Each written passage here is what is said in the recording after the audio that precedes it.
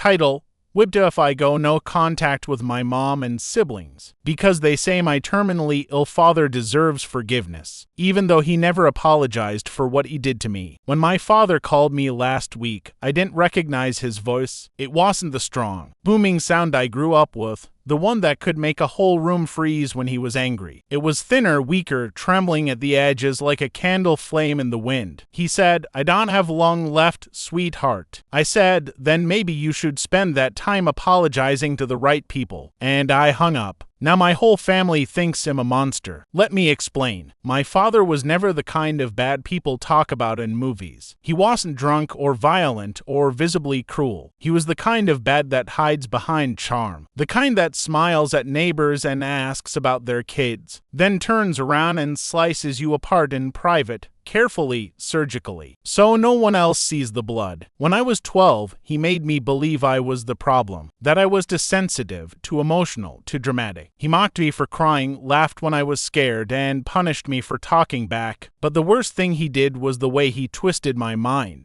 Made me doubt my own memories. If I said, "You yelled at me last night," he'd smile and say, "No, you imagined it. You always exaggerate." If I said, "You hurt my feelings," he'd respond, "You hurt my feelings by accusing me of that." It was emotional warfare, and I didn't even realize it until years later. My mom never defended me. She just stood there, silent, eyes lowered, whispering later, "He doesn't mean it. You know how he is." My siblings, 2 older brothers, learned early that survival meant siding with him. So they laughed along, ignored me, and called me the sensitive one. When I turned 18, I left home the moment I could. I went to college across the country and never really came back. For years, contact was minimal. Polite texts on holidays. The occasional phone call from mom that always ended with, "You should talk to your father. He misses you." He never apologized. Not once. Not even when he knew I was in therapy trying to untangle the mess he'd left in my head. Then 3 months ago, he was diagnosed with terminal cancer, pancreatic, late stage. They said months at best. My brothers rushed home. My mom became a full-time caretaker. Suddenly, the man who had ruled our lives with cold authority was frail, small, hooked up to machines. Everyone started rewriting history. He wasn't that bad. He provided for us. He's scared now. Can't you at least talk to him? I told them that forgiveness isn't an automatic part of dying,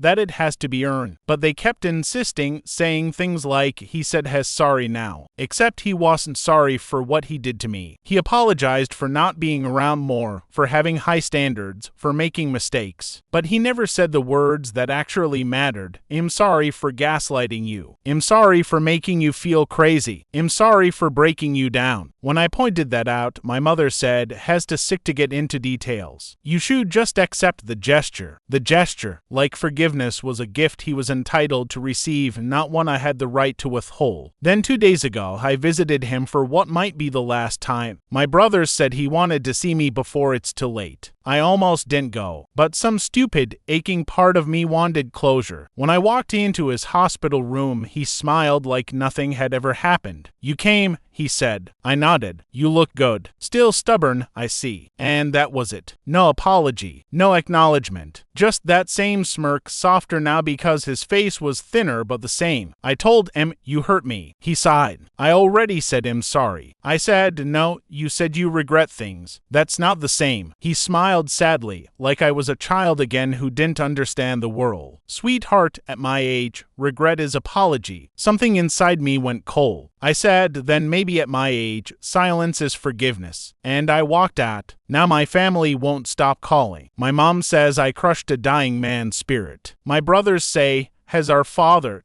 You don't have to like him, but you could show some respect. But I've spent years showing respect to someone who never earned it. They tell me he has weeks left. They say I should visit again, that has trying. But he isn't. He just wants the peace of dying without guilt. He wants to leave this world believing he was a good man, that everyone forgave him. And I can't give him that lie. So here I am, the unforgiving daughter, the heartless one. And I keep wondering, would I be the a-hole if I went completely no contact? Even now, because I refuse to forgive a man who never truly said sorry. Update: I didn't plan on writing again. I thought I was done with this story.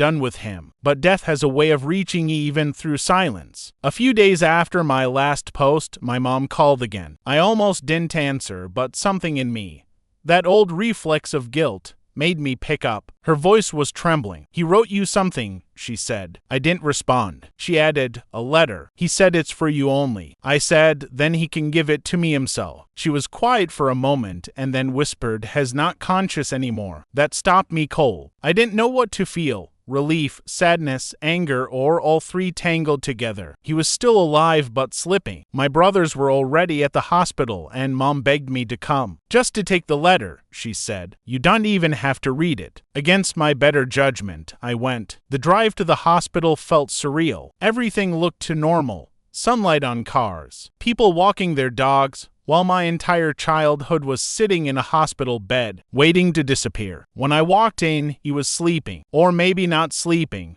more like hovering between worlds. His skin was pale and almost translucent, his breath shallow and mechanical. My mom handed me a white envelope. My name was written on it in his old, neat handwriting. "For Emily." I didn't open it. I put it in my bag and sat in the corner of the room, away from everyone else. My brothers stood on either side of the bed, murmuring things like, "We love you, Dad. And you were a great father." I almost laughed. Then I felt sick for even thinking it. At one point, my oldest brother looked over and said, "You could at least say goodbye." I said, "I already did." He shook his head. "You'll regret this one day." But I didn't say what I was thinking, that I've already spent most of my life regretting things I never did wrong. After about an hour, I left. I didn't touch him, didn't speak. Just took the envelope and walked out. That night, I couldn't sleep. The letter sat on my kitchen counter like a ghost. I stared at it for hours, wondering if I should open it. What if it was the apology I'd wanted all these years? What if it wasn't? I told myself that I didn't care, that no letter couldn't do what had done. But the truth is, a part of me still wanted something. Closure, justice,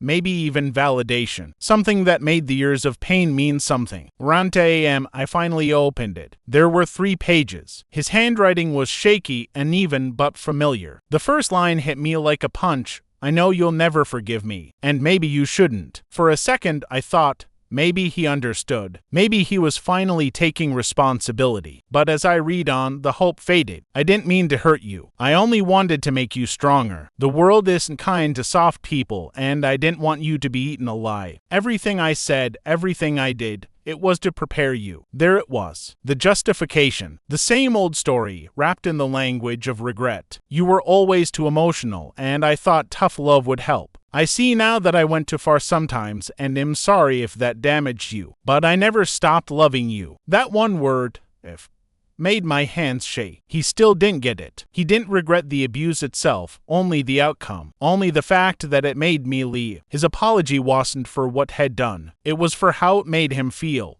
Lonely, guilty, unloved. The last line read, "I hope you can forgive me someday, not for me, but for yourself. Carrying hate will only poison your soul." I tore the letter in half, then into smaller pieces, then smaller still, until the floor around me looked like a snowstorm of shredded white. And for the first time in years, I didn't cry. I just sat there breathing. Not shallow, not panicked, but calm. Cold, clear calm. The next morning, my mom texted, "Has gone." I stared at the message for a long time. I expected to feel something. Sadness, release, relief, but all I felt was space. Like a door had finally opened in a room I didn't realize I'd been locked inside. My family held a funeral a few days later. I didn't go. My brothers called, furious. My mother said I was disrespecting his memory. But I think what they really meant was, I wasn't protecting their version of him. They want to remember a good father. Let them. They want to forgive him for what he did to me. Let them. But I won't rewrite history just because he's not here to argue anymore. It's been 3 weeks now. I went no contact with all of them,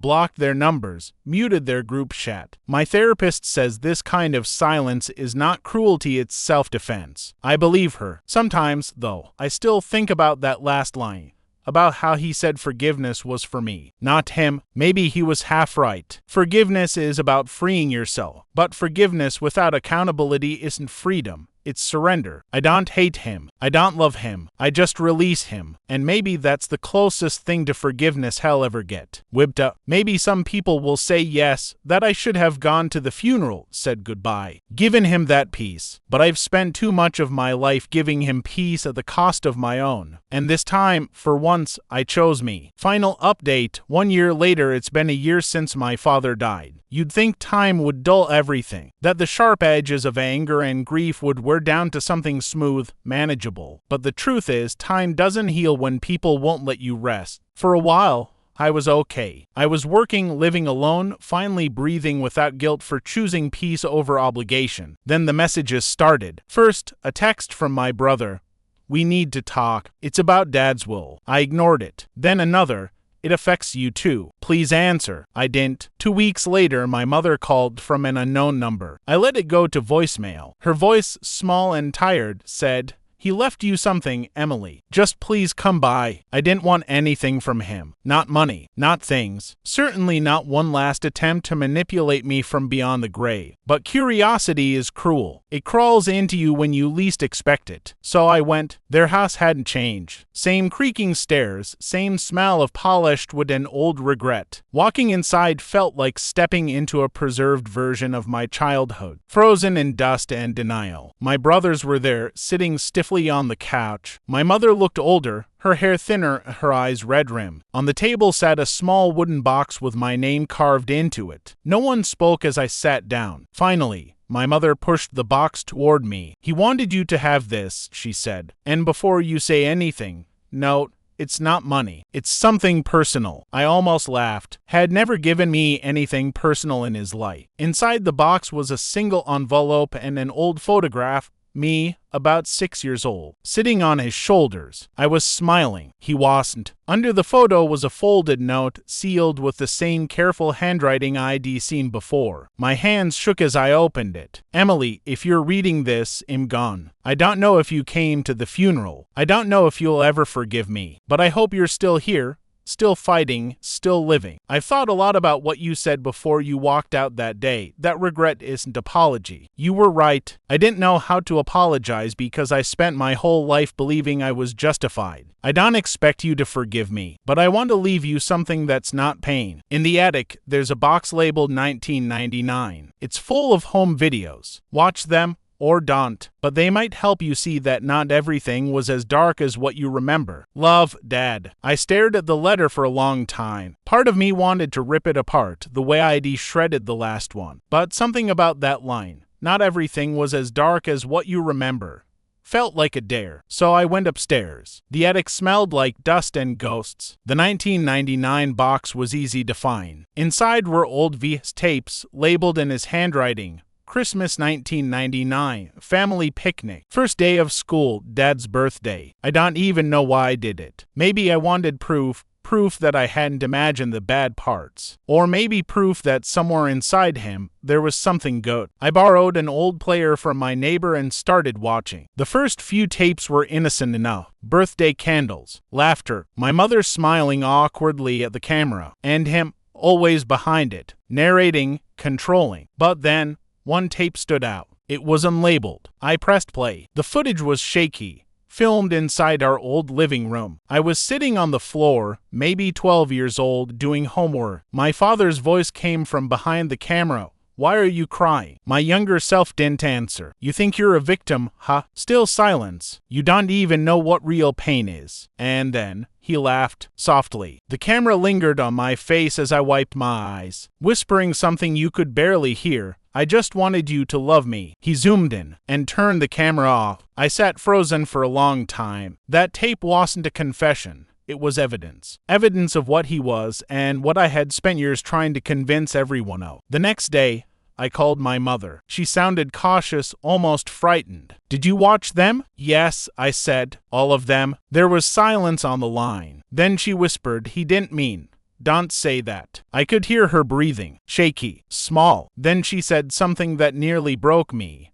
"I know what he did. I just didn't know how to stop him." For years, I'd hated her almost as much as I'd hated him for standing there doing nothing. But hearing her say those words so quietly was like watching a dam finally crack. I didn't forgive her. Not yet. But something shifted. She said she hadn't watched the tapes. She didn't even know they existed. I told her I was going to destroy them. She asked why. They're proof. I said they're poison. That night, I took the box into my backyard, poured lighter fluid on it, and burned every single tape until there was nothing left but black ash. As the flames died down, I thought about him. About how he'd spent his last days still trying to rewrite the story. Maybe he thought those tapes would make me doubt myself again. Maybe he believed that if I saw a few happy moments, it would erase the rest. But real forgiveness doesn't come from erasing the past. It comes from refusing to let it define you anymore. When I went back inside, I looked at the photograph again, me on his shoulders, smiling, unaware. For the first time, I didn't feel pity for that little girl. I felt admiration. She survived him. It's been a year, and I still haven't reconnected with my family. I probably won't. Sometimes my mother sends a card on holidays, short messages, small steps. I don't always respond, but I don't block her anymore either. Maybe someday we'll talk, but as for him, has gone. Not just physically, but from the corners of my mind where he used to whisper. I've stopped trying to forgive him. I've started forgiving myself. For staying silent. For believing him. For carrying his voice longer than he deserved. He always said I was too emotional, too sensitive, too fragile. But I finally see the truth. Sensitivity isn't weakness. It's survival. Because feeling everything means I can finally feel free. Tilder. A year after my father's death, I received a letter and a box of old family tapes. What I found inside wasn't closure. It was confirmation. He didn't want forgiveness. He wanted control, even in death. I burned everything, not out of hate, but to stop letting him live rent-free in my mind. And for the first time in my life, the silence feels like peace.